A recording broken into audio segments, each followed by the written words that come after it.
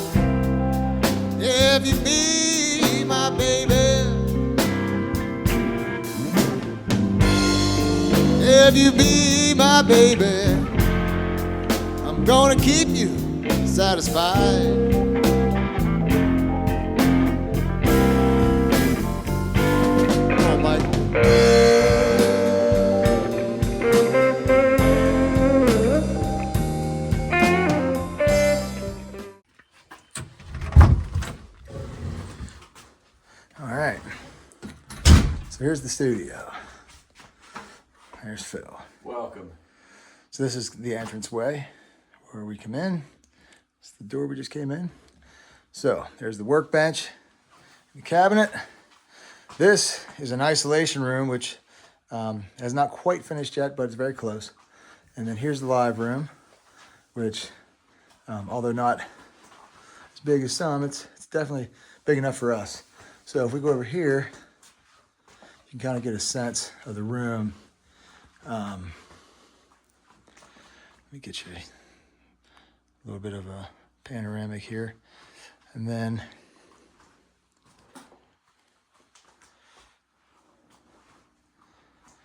so this is where we do our practicing and recording. And there's where we came in at. There's the mixer and the Logic setup. Once again, there's the isolation room we're working on. But this is it's been 6 or 8 years in the making to get to this space and to have the ability to come out here and plug in and play. And it's been very useful, and it's become a really nice place to make music. Obviously, typically I'm right here. This is the guitar. This is a guitar area. Plus, that's where the mixer is. That's Phil used to be right there, but we decided to move him over in this corner because we sometimes play as a trio. So we recently had our sax player over here in this corner. Obviously, the drummer, bass or other guitar, and then there's where our piano player would be. So obviously we have some nice stools and stands over here in case somebody wants to sit. And there's heater, dehumidifier, stuff like that you need in a place like this. It's very well insulated, so you got to keep the humidity down. But that's the grand tour. Now this studio, Phil and I worked on, like I said, off and on, and a bunch of our other friends for probably 6 or 8 years. And the main brunt of the work was done probably, 2 years ago, from probably like September to December. Yeah. And we just decided we were so close, we needed to get it up and get it done. And we finally did. And without that, we wouldn't have gotten the band together. We started coming out here to play, and it really kind of made it. Recorded right away as a way to get feedback about what we were doing. Kind of listen to our own tunes, and then initially just put them on YouTube so we could easily access them and practice to them, and remember what our arrangements were and things like that. I want to do a little tour of the instruments real quick. Yeah. So, over here, because I know the stuff the best for myself, I'll say here's kind of my setup. I typically am playing this Les Paul.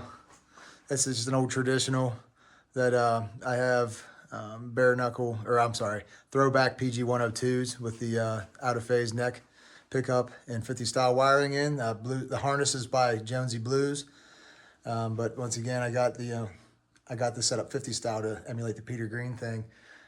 It's my other Les Paul here, which is a Smartwood, but I have Fralin noiseless humbuckers and a noiseless P90s and a humbucker cover and 50 style wiring. Anytime I'm playing slide, for the most part, I'm playing that for open G.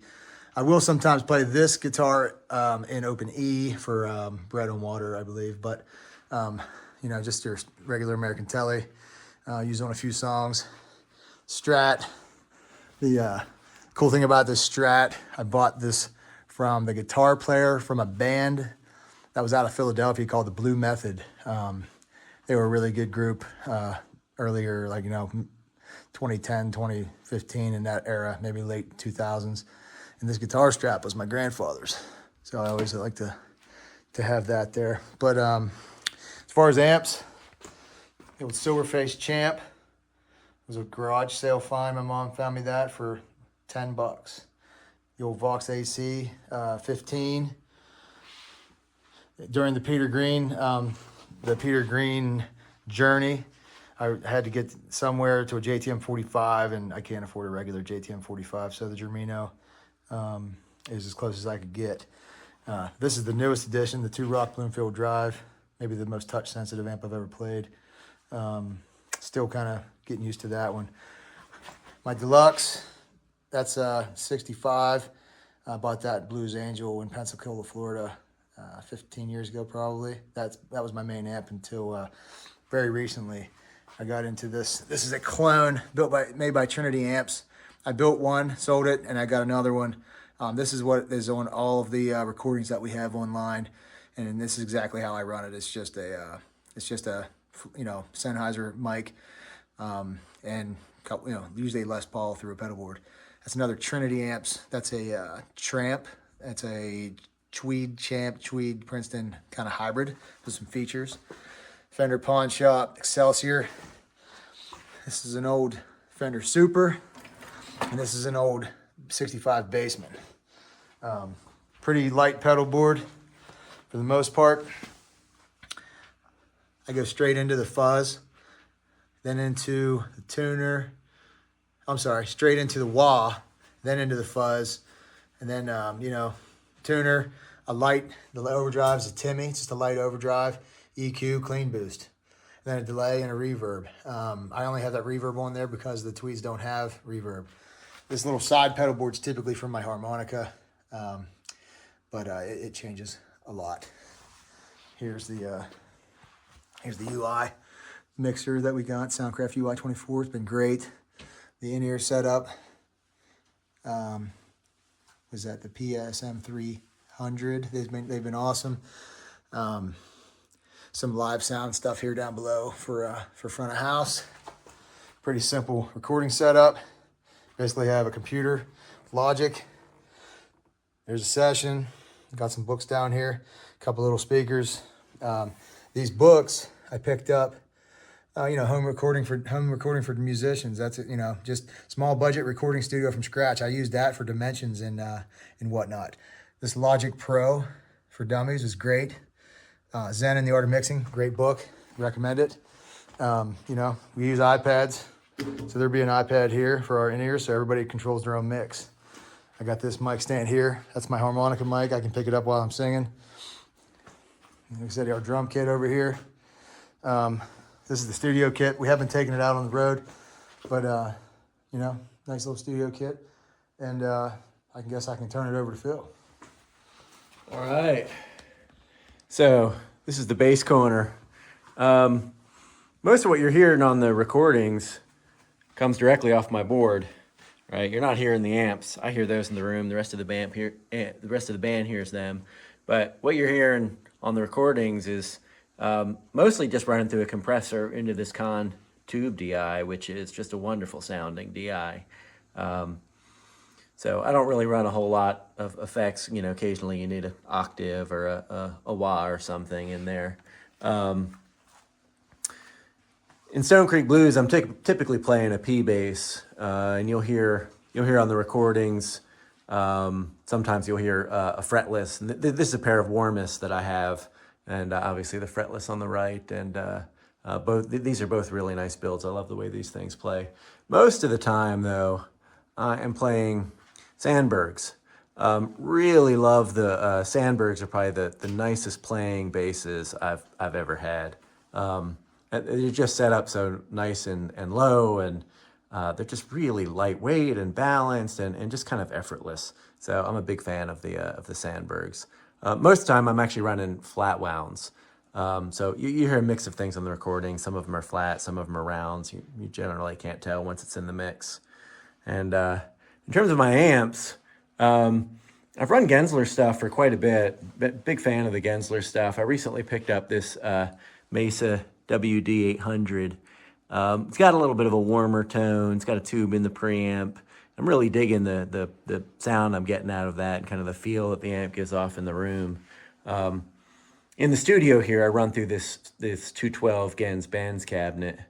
And I've got live, I actually take a pair of 112s. This little Gensler 112 is just an awesome, super efficient, lightweight, great sound and cabinet. And I bring two of those for live shows, and that's all the volume I need. I have this little Ashdown little bastard 30, which is a great studio tube amp. It's only 30 watts on top of this Ampeg 410, which is actually a friend of ours. And this is the studio bass, the Yamaha here. It was given to us by a friend, and Phil set it up so that I have something to make demos with if he's not around and I wanted to write a tune. That's something that I could plink around on. So this is where the magic happens. All right. So okay, let's talk about the. So really, a lot of the stuff in this studio is we try to do it. You know, obviously trying to do it as inexpensively as possible. The foam. Found a guy that was getting rid of this foam. This is a lot of studio acoustic foam. Somebody bought a building that was a studio, and I found it on Craigslist, and I was able to buy all these panels, all these bass straps. There's bass straps from floor to ceiling there, floor to ceiling there, bass straps there.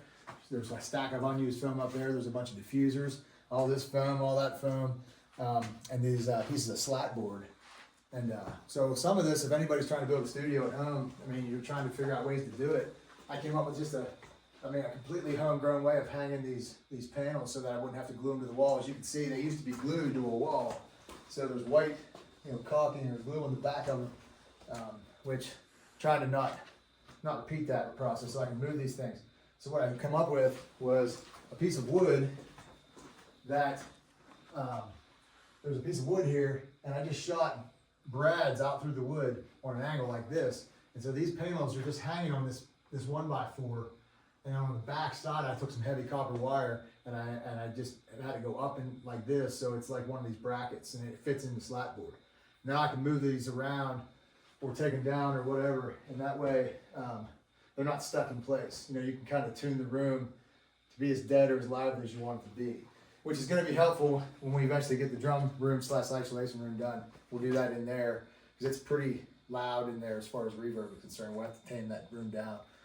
But a lot of this wood came from wood that's just laying around. I mean, I was trying to repurpose stuff. These windows for this room are old sliding glass doors. So it's not. It may not be. It may not be what you'd find in a professional studio, but it surely is working for us. And do it yourself. The do it yourself attitude permeates all this stuff. Trying to do the music ourselves, trying to build the studio ourselves. So if anybody has any questions about that. If anybody has any questions about gear, about pedals, about signal chain, about tone, about speakers, all that kind of stuff, we're all into that. You know what I mean? It's been a journey. So that's part of the community of musicians. I mean, YouTube's made it possible that if you got a question about your pedal chain, you can go watch videos or you can go ask somebody. And like I said, if anybody wants to hear, if anybody's requests a tune for us to play or says, hey, I want to hear, can you play some old Clapton licks through the JTM 45 or somebody wants Phil to play an old, nice old bass line through the P bass. If anybody, would want any kind of, blues instruction or anything like that, just reach out, put some stuff in the comments. I mean, it's just a community of people trying to make music. So hopefully you guys continue to listen and enjoy it. Thanks. Thanks for watching.